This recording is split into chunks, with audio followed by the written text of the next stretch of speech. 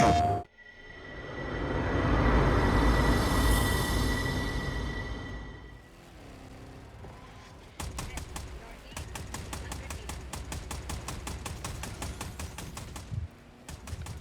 to Consulting God, Episode 4. Today's message is titled, How to Defeat Lust, one of Satan's favorite weapons. Satan loves to distract us and keep us feeling fine on our own, away from God. I believe that lust is one of his main weapons, especially in the United States. Keep in mind that lust is not only limited to sexual things, but can take many forms such as lust of the eyes or greed. Normally in the Bible, sin is defeated through resistance, prayer, repentance, renewing of the heart, and so on. But lust is different.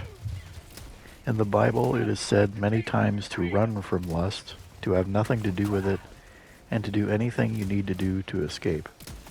For example, 1 Corinthians 6:18 says to run from sexual sin. 1 Thessalonians 4:3 says to stay away from all sexual sin. 2 Timothy 2:22 says to run from anything that might trigger youthful lusts or desires. Matthew 5:27 through 30 is Jesus' teaching about adultery on the Sermon on the Mount.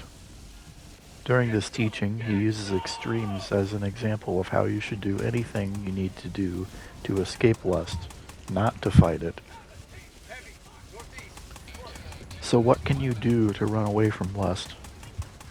If possible, you should physically leave the room or the situation. Make it impossible to fall into whatever you are being tempted by. Prayer is also a route of escape. Pray until the temptations stop. Like in Timothy, recognize what triggers temptation and do anything you need to do to avoid it. For example, if you go to school or work and you are tempted by what people wear, keep your eyes down and pray while you walk. Remember, temptation is not a sin. Giving into and acting on the temptation is a sin. Intrusive thoughts are not a sin. Entertaining them is. If you see or hear or feel or think something lustful, just move on and pray. This might seem extremely hard. No matter what kind of lust it is, Satan loves to use it to try to beat us down. God does not abandon us in this. Remember these verses in times of trouble.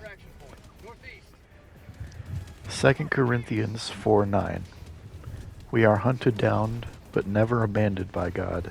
We get knocked down, but we are not destroyed. Psalms 145:14.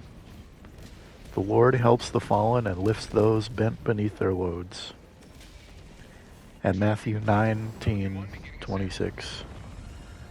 Jesus looked at them intently and said, "Humanly speaking, it is impossible, but with God, everything is possible."